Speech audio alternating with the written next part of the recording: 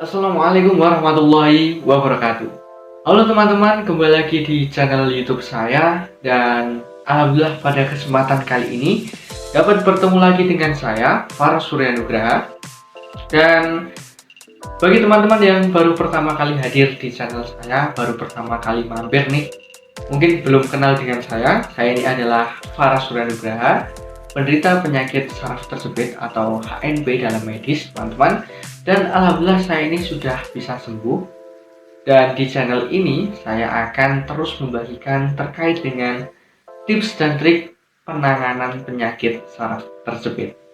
Bagi teman-teman yang merasa channel ini bermanfaat dan dapat membantu teman-teman untuk bebas dari penyakit saraf tersebut, monggo silahkan di subscribe. Karena di channel ini saya akan membagikan sebuah pengalaman saya pribadi, gerakan-gerakan pribadi saya, supaya teman-teman bisa mengikuti jejak saya, yaitu sembuh dari penyakit saraf tersebut. Nah teman-teman, di video kali ini saya akan kembali membagikan kepada teman-teman semua terkait dengan tips penanganan penyakit saraf tersebut. Namun di tips kali ini saya hanya akan membagikan sebuah cerita, yaitu sharing-sharing terkait dengan pengalaman saya menderita penyakit saraf tersebut, teman-teman. Jadi awal mula, kemudian penanganannya, dan alhamdulillah sampai sembuh ini akan saya ceritakan pada video kali ini. Nah teman-teman, langsung saja, mungkin teman-teman tidak sabar dan mudah-mudahan video ini dapat membantu teman-teman. Bagi teman-teman yang belum memiliki sebuah gambaran, teman-teman bisa mendengarkan sampai akhir. Mudah-mudahan segera bisa sembuh, segera video ini dapat memotivasi teman-teman dan terbebas dari penyakit saraf tersebut. Baik teman-teman, jadi memang menderita penyakit saraf tersebut ini memang rasa sakitnya luar biasa, teman-teman. Seperti yang saya derita hampir kurang lebih 1 tahun, teman-teman. Jadi waktu itu saya masih menginjak umur 17 tahun, di mana saya masih remaja dan saya menderita penyakit saraf tersebut.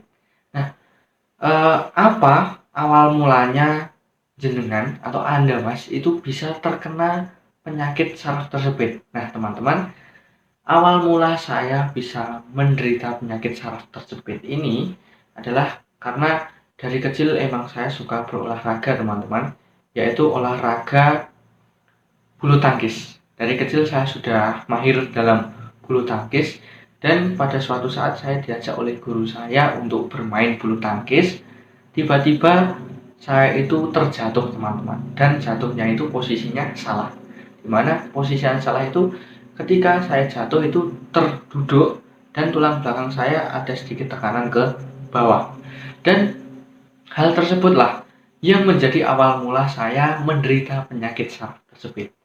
Jadi ketika habis jatuh itu saya mengalami cedera di kaki. Nah, saya rasa di kaki ini nih kok rasanya sedikit nyeri. Nah, ketika saya biarkan, karena saya kan juga berpikir, maklum, namanya juga baru cedera, rasanya juga nyeri. Saya cuma membiarkan saja, perlahan-lahan nyerinya itu ada sedikit berkurang. Nah, tetapi belum sembuh secara sempurna. Kemudian saya gunakan untuk berolahraga lagi, yaitu badminton lagi. Nah, ketika saya bulu tangkis badminton lagi secara intens, yaitu secara rutin, teman-teman, itu rasa nyerinya kok semakin hari semakin bertambah. Nah, ketika semakin hari semakin bertambah, ketika saya pulang kemudian saya tidur, besok paginya itu saya hampir tidak bisa jalan. Karena apa? Karena rasa nyerinya itu. Nah, ketika rasa nyerinya itu sudah semakin menjalar, teman-teman, saya berusaha untuk namanya kan ya usaha untuk menyembuhkan, yaitu pergi ke tukang pijat. Nah, ketika saya sampai tukang pijat itu katanya cuma tergilir dan ini bisa disembuhkan. Nah, setelah saya selesai ke tukang pijat, besoknya itu masih sama rasanya, teman-teman, yaitu rasanya nyeri sekali. Nah, saya sudah hampir 5 kali ke tukang pijat hampir 5 kali itu malah tidak sembuh, tapi makin menjadi-jadi. Tambah rasa nyerinya itu menjalar dari antara pinggang hingga menuju ke kaki. Dan rasanya itu anehnya itu rasanya itu panas teman-teman. Di telapak kaki itu panas, kemudian rasanya sedikit kebas, kandel di bagian betis, kemudian di bagian pantat itu rasanya kok nyeri sekali. Nah, ketika rasa nyeri itu timbul, saya hampir tidak bisa duduk. Duduk itu pun miring begini, teman-teman. Nah, miring begini, kemudian saya berjalan aja tidak bisa. Jadi berjalan saja hanya 3 langkah, rasanya itu sangat sakit sekali.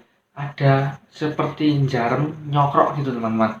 Antara di bagian paha betis itu rasanya kaku sekali. Nah, ketika saya merasakan hal tersebut, saya hanya bisa terbaring di kasur. Nah, terbaring di kasur ini cukup lama, teman-teman. Saya hampir menderita terbaring di kasur ini hampir 5 bulanan, di mana saya tidak bisa melakukan gerakan apa-apa. Saya hanya terdiam saja karena memang sakit. Nah, ketika menderita penyakit saraf tersebut dan kita hanya tiduran di kasur saja, tidak melakukan apa-apa, justru itu malah tambah bahaya karena rasa nyerinya akan semakin menjadi-jadi.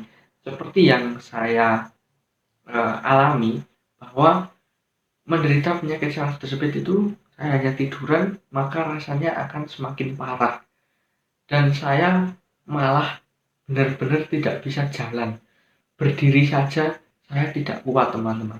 Hanya 5 detik saya berdiri, kemudian saya jatuh. Nah, itu adalah pengalaman saya menderita penyakit saraf tersebut. Nah, setelah merasakan hal tersebut, saya kan juga memikirkan alternatif pengobatan. Di mana alternatif pengobatan ini saya kemudian memberanikan diri ke medis setelah 5 kali tukang pijat ini tidak berhasil menyelesaikan masalah saya, dan saya ini kan masih awam, belum mengetahui penyakit apa yang saya derita. Kemudian saya ke medis. Di medis ini saya di rumah sakit di daerah saya, kelasnya masih kelas B, teman-teman. Saya masuk ke daerah rumah sakit saya. Kemudian ketika saya masuk di daerah rumah sakit, ditanya oleh dokternya, ini menderita penyakit piriformis syndrome. Nah, piriformis syndrome, di mana itu ada sedikit tersebitnya saraf di bagian bokong. Nah, awalnya saya percaya karena memang ketika duduk itu rasanya sakit sekali. Tapi semakin lama semakin hari untuk diobati itu kok tidak sembuh, teman-teman. Dan saya meragukan vonisan dokter dari rumah sakit daerah saya. Nah, ketika vonisan dokter piriformis syndrome ini bisa saya patahkan ya, teman-teman, karena memang tidak hanya nyeri di bagian pantat saja, tapi di bagian kaki, di bagian betis, di bagian tulang belakang ini. Saya hampir 5 kali juga masuk ke rumah sakit daerah saya untuk melakukan penanganan, yaitu diberi obat, kemudian saya pernah disuntik, tetapi sama sekali tidak sembuh, teman-teman. Dan malah justru rasa sakitnya semakin menjadi-jadi. Nah, kemudian saya mencari searching-searching di internet terkait dengan rumah sakit yang kualitasnya lebih bagus, dan saya menemukan sebuah rumah sakit ortopedi di Surakarta, teman-teman. Nah, ketika saya masuk di rumah sakit ortopedi Surakarta, saya mencari di internet ya, teman-teman. Nah, ketika saya dapat informasi terkait dengan rumah sakit ortopedi, saya kemudian langsung meminta rujukan kepada rumah sakit daerah saya untuk memberikan rujukan agar saya dapat ke rumah sakit ortopedi. Nah, bagi teman-teman yang belum mengetahui rumah sakit ortopedi di Solo itu terkait dengan apa? Itu terkait dengan rumah sakit penanganan tulang saraf. Jadi ketika ada orang jatuh itu spesialisnya memang di rumah sakit ortopedi. Di situ adalah kelasnya A, di mana ketika kalian mempunyai BPJS atau Askes, kalian harus ketika kalian ingin berobat ke rumah sakit ortopedi, kalian harus meminta rujukan dari rumah sakit daerah, teman-teman. Jadi tidak bisa langsung ke rumah sakitnya pakai BPJS, tetapi harus mendapatkan rujukan atau rekomendasi surat dokter dari rumah sakit daerah yang ditujukan kepada rumah sakit ortopedi. Karena itu kelasnya sudah nasional dan penanganannya memang sangat luar biasa. Ketika saya melakukan rujukan, kemudian alhamdulillah saya dapat berkunjung ke dokter ortopedi di rumah sakit ortopedi. Di sana saya bertemu dengan dokter tulang belakang, spesialis tulang belakang, dan saya masuk. Kemudian saya setelah di cross check, di check up terkait dengan penyakit saya sedikit kaget, teman-teman, karena katanya ini menderita penyakit saraf tersebut.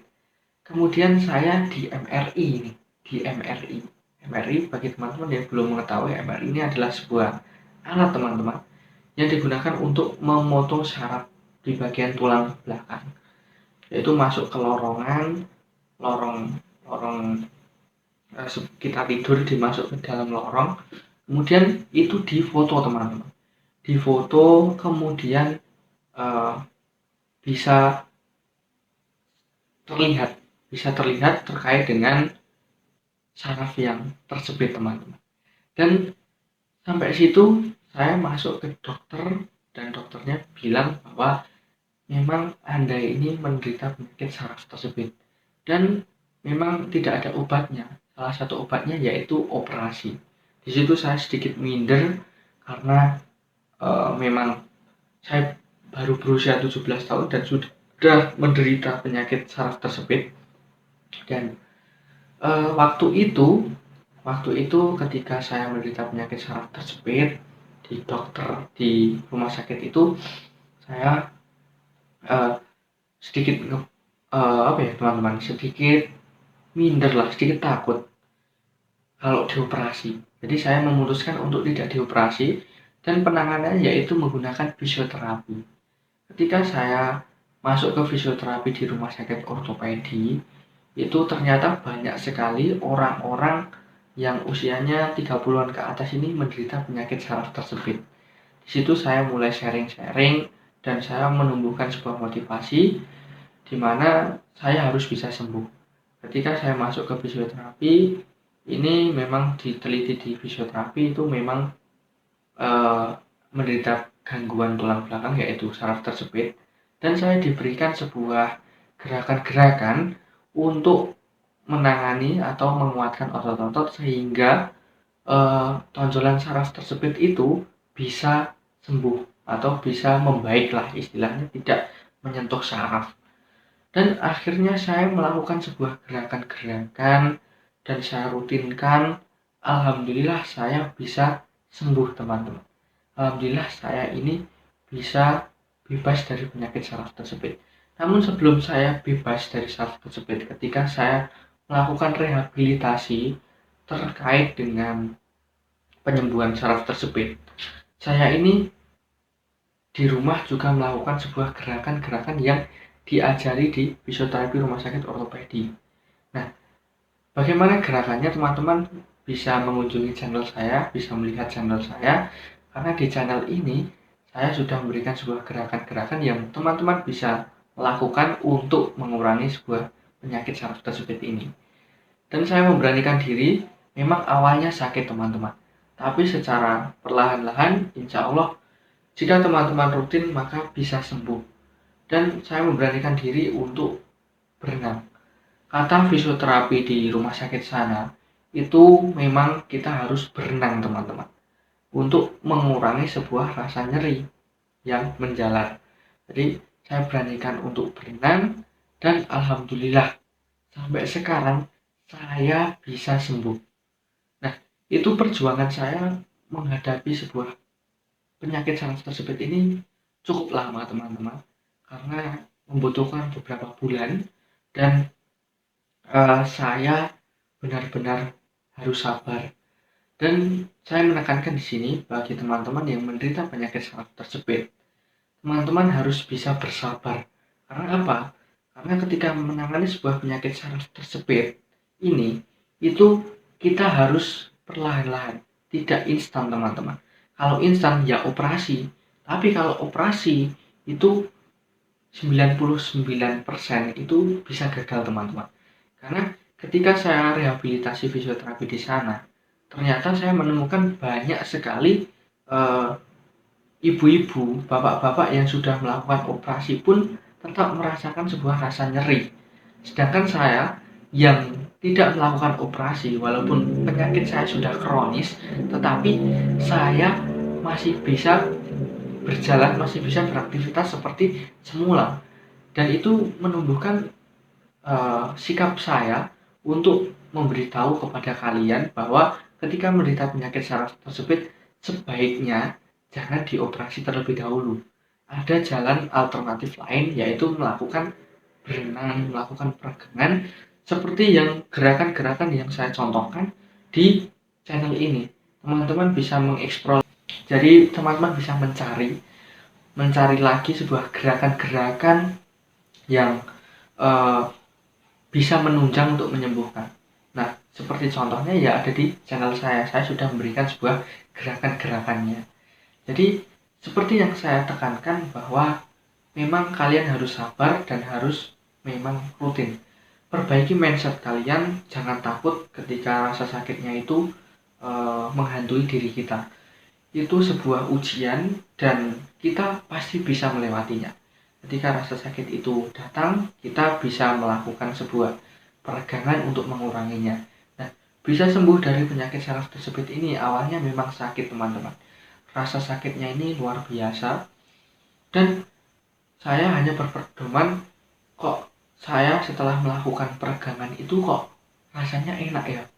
Nah, oh berarti kalau mau enak ya saya harus peregangan terus-menerus. Saya harus melakukan sebuah peregangan di tubuh saya ini secara rutin supaya rasanya ini enak, tidak menderita sakit. Saya hanya berpedoman itu dan saya memberanikan diri untuk berenang. Alhamdulillah, saya bisa sembuh. Nah, teman-teman, mudah-mudahan video ini dapat bermanfaat bagi kalian. Ini sekedar sharing saya dalam menangani sebuah penyakit saraf tersebut. Dan mudah-mudahan video ini dapat memotivasi kalian. Bagi kalian yang masih awam, masih menderita penyakit saraf tersebut, teman-teman bisa melakukan sebuah awal untuk menangani, yaitu pertama itu berpikir positif terlebih dahulu, memperbaiki mindset kita bahwa kita bisa sembuh. Kita bisa sembuh dalam menangani sebuah penyakit saraf tersebut ini.